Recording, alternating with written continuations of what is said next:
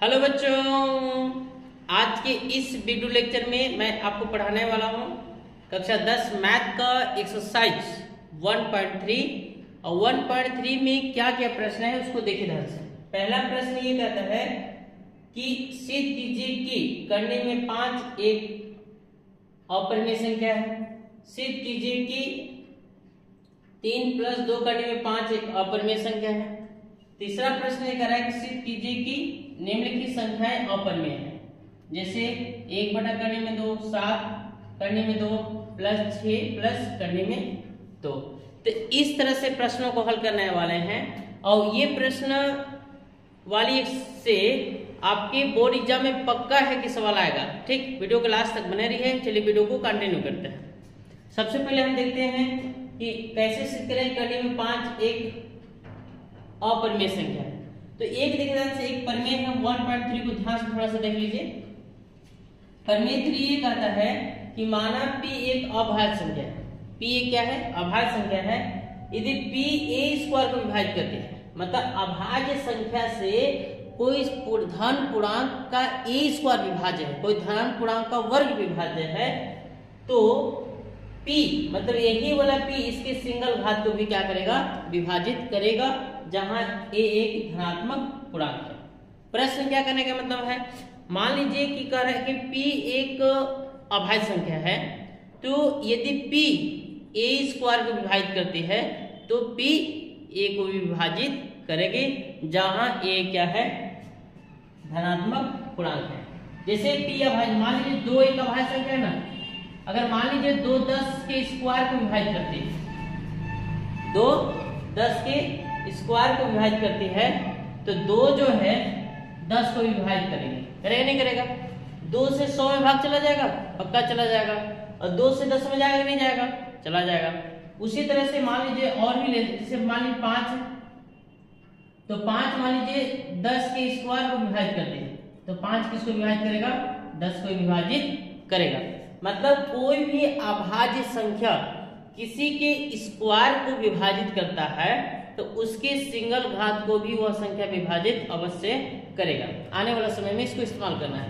चलिए वीडियो में पहला प्रश्न को हल करते हैं, कंटिन्यू करते हैं। ठीक, इधर बकिया को रेज कर देते हैं, उसके बाद किताब से हम देख देख के प्रश्न को लिखेंगे बच्चे।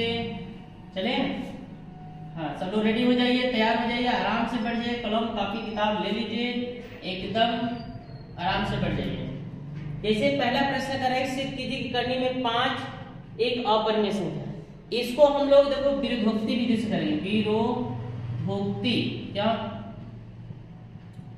विरोधोक्ति विधि से करेंगे। कौन विधि से करेंगे? विरोधोक्ति विधि क्या होता है? उल्टा मानेंगे। जैसे कह रहा है कि सिद्ध कीजिए करने में 5 अपरिमेय संख्या है, तो मानेंगे करने में 5 एक क्या है? परिमेय संख्या है। तो क्या मानेंगे? माना इसको हल करें, बहुत इंपॉर्टेंट है। माना करने में 5 एक परिमेय संख्या, क्या है? परिमेय संख्या है। तब जब कोई भी परिमेय संख्या है तो उसे हम p/q के रूप में क्या कर सकते हैं? लिख सकते हैं। तो करने में 5 बराबर p/q, जहां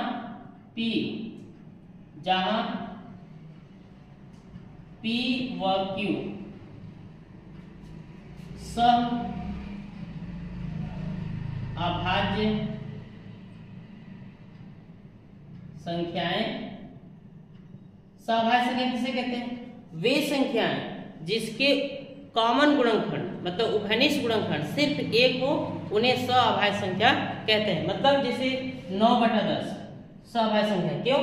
क्योंकि इसके गुणनखंड में इसका गुणनखंड करिएगा तो 9 का गुणनखंड क्या निकला? 3 × 3 10 का 2 × 5। इसमें कॉमन क्या मिल रहा है? कौन गुणनखंड कॉमन मिल रहा है? सिर्फ एक। यानी कि कहने वाला वे संख्याएं जिनके गुणनखंड में सिर्फ एक कॉमन मिले, बाकी कुछ ना मिले, उसको सहअभाज्य संख्या कहते हैं। यानी कि एक दूसरे में कोई कॉमन गुणनखंड नहीं है। ठीक, सहअभाज्य संख्या है। तो अब इसको हम क्या करेंगे बच्चे, जो है यहाँ इसका गुणा कर देंगे, भाग कर रहा है, तो p बराबर हो जाएगा करने में 5q। अब जो है दोनों पक्ष को ओवर कर दीजिए। अब दोनों पक्षों का वर्ग करने पर दोनों पक्षों को वर्ग करने पर कितना हो जाएगा, पी स्क्वायर बराबर 5 होल वर्ग के उससे करनी क्या हो जाएगा, हट जाएगा और ये हो जाएगा क्यू स्क्वायर। 5 इसके नीचे आ जाएगा, पी स्क्वायर बराबर 5 बराबर क्यू स्क्वायर। यानी कि मतलब जो है जब 5 पी स्क्वायर को विभाजित करता है, मतलब 5 क्या है अभाज्य संख्या, तो 5 पी स्क्वायर को विभाजित करता है तो 5 पी को भी क्या करेगा, विभाजित करेगा। अभी जस्ट परिमेय में पढ़ाया गया है, ठीक।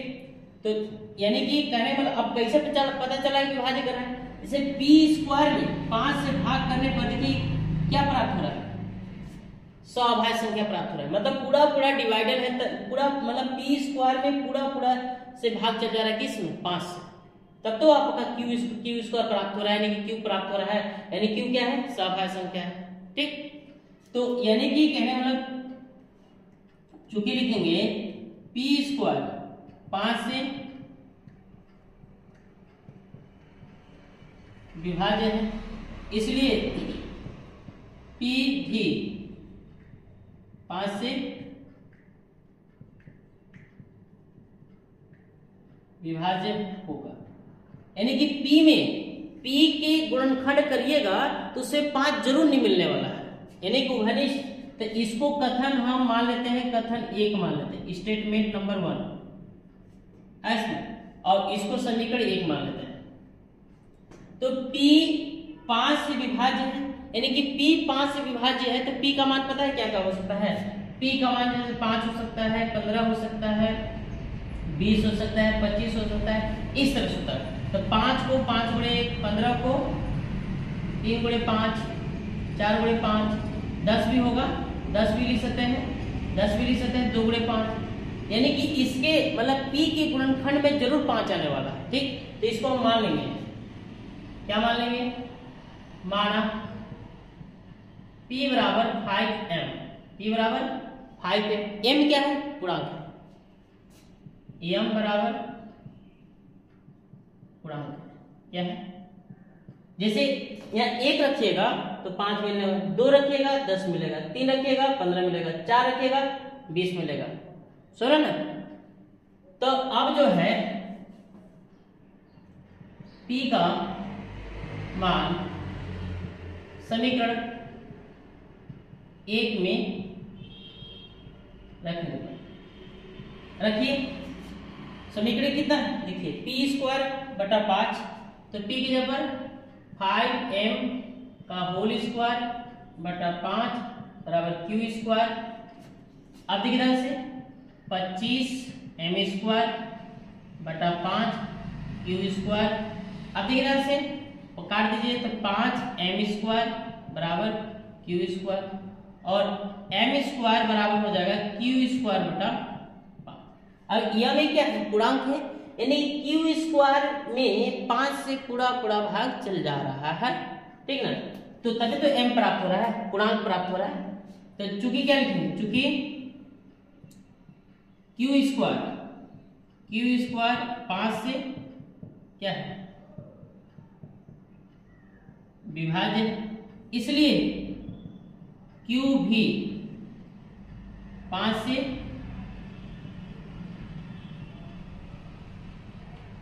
विभाज्य होगा। कथन 2। अब देखिए कथन 1 क्या कर रहा है कि P 5 से विभाज्य है, कथन 2 क्या कर रहा है, Q 5 से विभाज्य है। तो ये बताइए स्वाभाविक संख्या है, स्वाभाविक संख्या किसे कहते हैं, उभयनिष्ठ गुणनखंड सिर्फ एक होना चाहिए, और इसमें कॉमन गुणनखंड कितना मिल रहा है, समीकरण 1 2 से देखें, अरे कथन 1 2 से देखें तो 5 मिल रहा है। तो लिखेंगे चूंकि कथन 1 व 2 से स्पष्ट है कि P व Q सब अभाज्य संख्याएं नहीं है, क्योंकि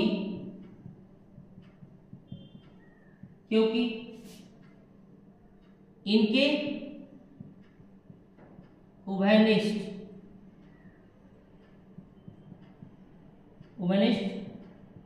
गुणनखंड 5 है। यानी कि कथन एक दो से स्पष्ट है कि पी और क्यू समअभाज्य संख्या नहीं है, क्योंकि इनके उभयनिष्ठ गुणनखंड कितना है, 5 है। अब देखिए थोड़ा कथन अपने हिसाब से लिखना पड़ेगा बच्चे, इसलिए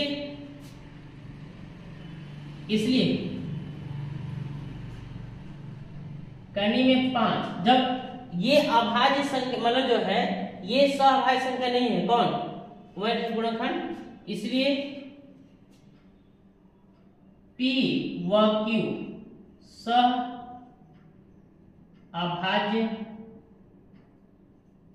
संख्याएं नहीं, सहअभाज्य संख्या नहीं है। इसलिए तब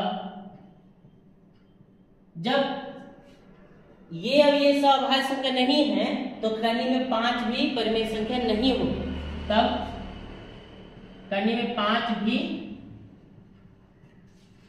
परिमेय संख्या नहीं होगी। अर्थात जब परिमेय नहीं होगी क्या होगा, करनी में 5 एक अपरिमेय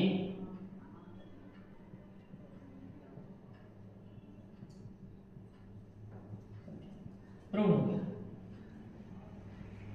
क्या करना है इसको ध्यान से देखिए, प्रश्न क्या करना, सिद्ध कीजिए कि करनी में 5 एक अपरिमेय संख्या है, तो ये इसको हम विरोधाभासी विधि से करेंगे।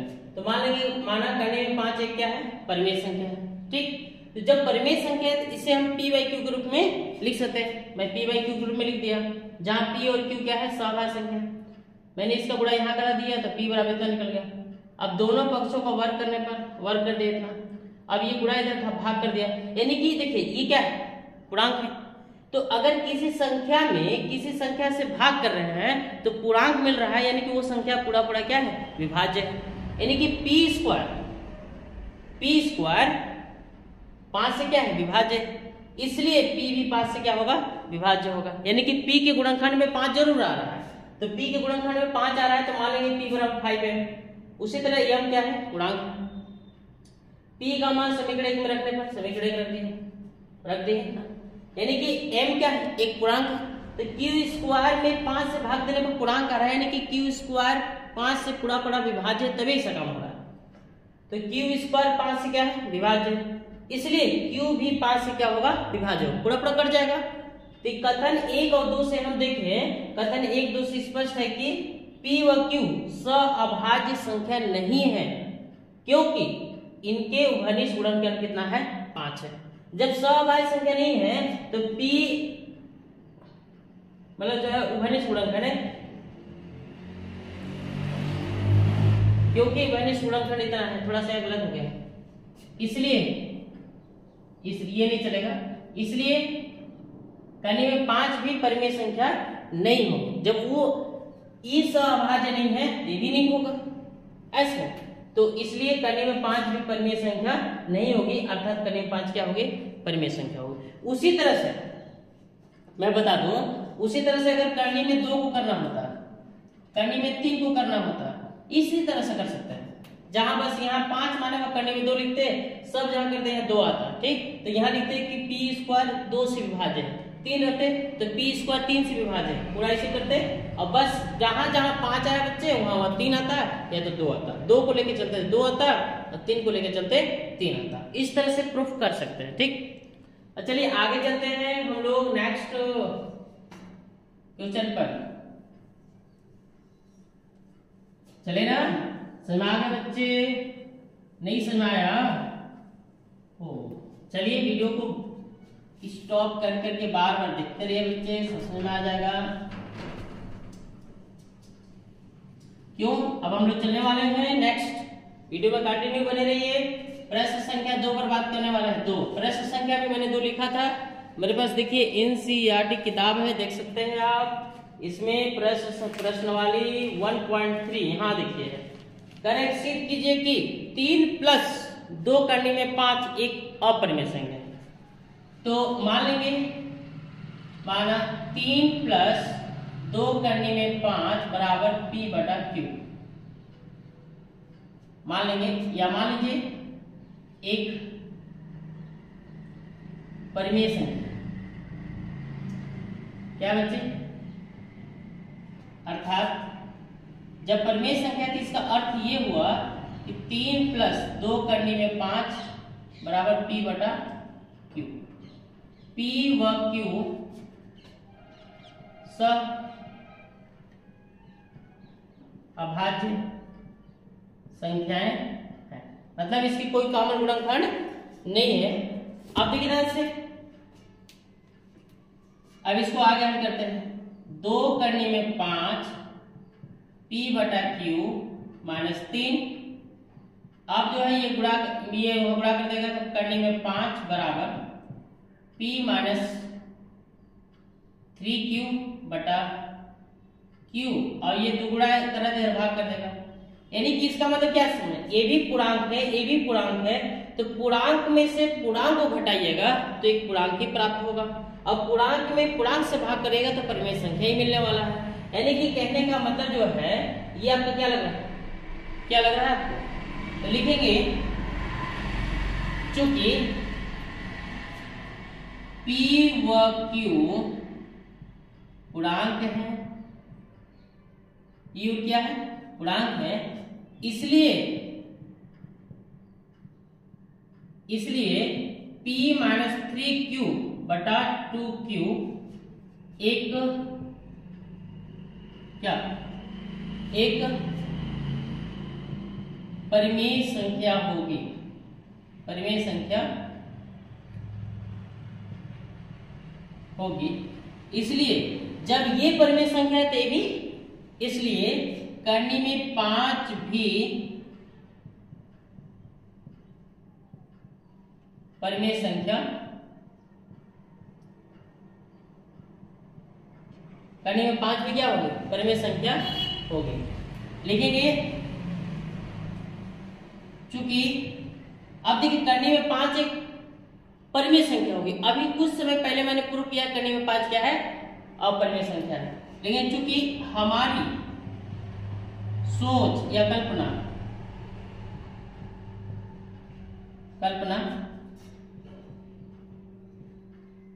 गलत है, क्योंकि करनी में 5 एक अपरिमेय संख्या है। करनी में 5 क्या है, अपरिमेय संख्या। करनी में 5 क्या है, हमारी कल्पना गलत है, क्योंकि करनी में 5 क्या है, अपरिमेय संख्या है। ठीक, इसलिए देखिए एक अपरिमेय संख्या में परिमेय संख्या से गुणा कर दीजिए और परिमेय को जोड़ दीजिए, एक अपरिमेय संख्या मिलने वाला है। इसलिए 3 प्लस 2 करने में 5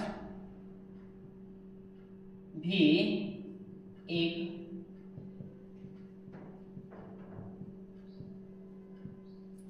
अपरिमेय संख्या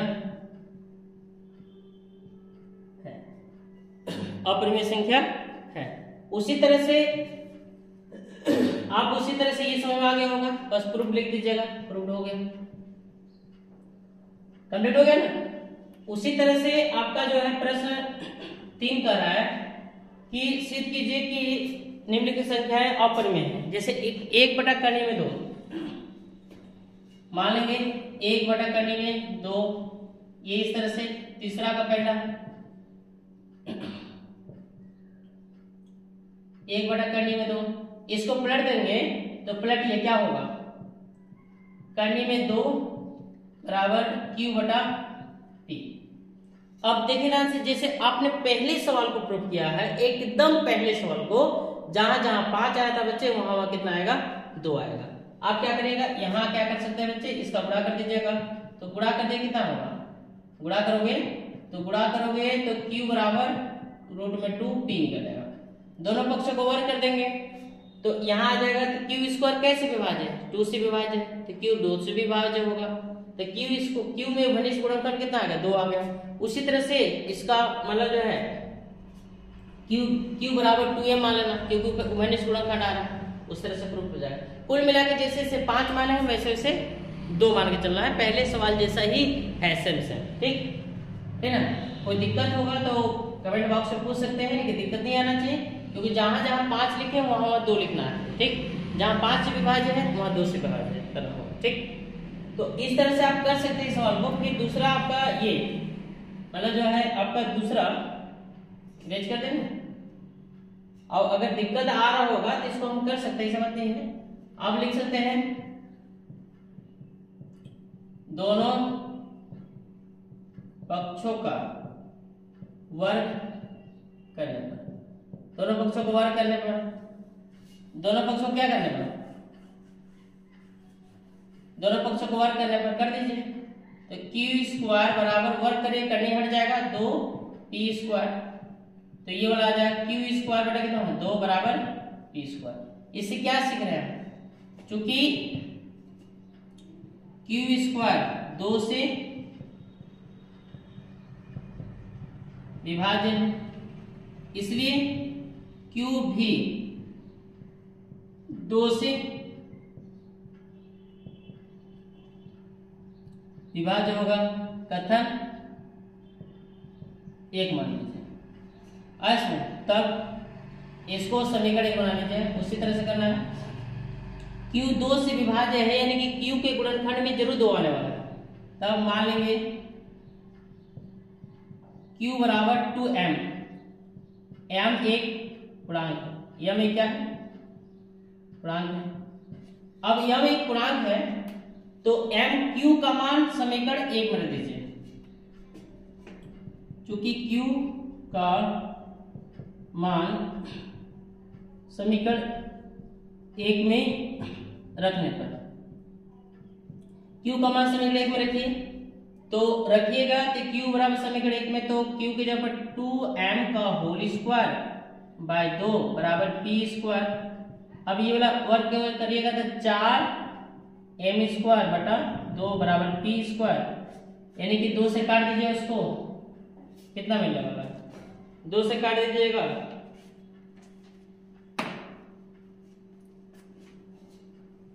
2m स्क्वायर बराबर p स्क्वायर। अब m स्क्वायर बराबर p स्क्वायर बटा 2, यानी कि p स्क्वायर, क्योंकि m एक पूर्णांक है तो p स्क्वायर पूरा पूरा भाग चल जा रहा है, नहीं चल जा रहा है, पक्का चल जा रहा है। तो लिखेंगे चूंकि p स्क्वायर 2 से विभाजन, इसलिए p भी 2 से विभाज्य होगा। तो अब क्या लिखेंगे, इसका कथन कितना मान लेते हैं, कथन 2 मान लेते हैं। लिखेंगे चूंकि कथन 1 व 2 से स्पष्ट है कि P व Q सब अभाज्य संख्याएं नहीं, इसलिए क्योंकि लिख सकते हैं, क्योंकि इनमें 5 उभयनिष्ठ गुणनखंड है, 5 उभयनिष्ठ गुणनखंड है। तब अब जब ये सअभाज्य संख्या नहीं है, तब 1 बटा करने में 2 एक परिमेय संख्या नहीं होगी, अर्थात जब परिमेय नहीं होगा तो क्या होगा, 1 बटा करने में 2 एक अपरिमेय संख्या है। प्रूफ लिख दीजिएगा। देखिए उसी तरह से मैंने जैसे बताया था उस तरह से हो, अब उस तरह से देखिए, अब आपका जो है प्रश्न संख्या तीसरा का क्या बता, तीसरा का दूसरा क्या कर रहा है, ध्यान से देखिए प्रश्न को पढ़िए। तीसरा का दूसरा तीसरा पता है कैसे लगेगा, जैसे आपने दूसरा का लगाया ना, सेम तरीका से लगेगा। जैसे मान लीजिए आपका क्या लिखे, मान लेंगे -7 करने में 5 एक परिमेय संख्या, तब इसे p/q को लिख सकते हैं ना, p/q बराबर 7 करने में 5, जहां p व q सह अभाज्य संख्याएं, मतलब p और q क्या है, सहअभाज्य संख्या है। तो अब यानी कि कहने का मतलब जो है, अब ये वाला इसके नीचे आ जाएगा, तो करने में 5 बराबर क्या हो जाएगा, p/5q ऐसे। तो लिखेंगे चूंकि p व q पूर्णांक है, क्या है, पूर्णांक है, इसलिए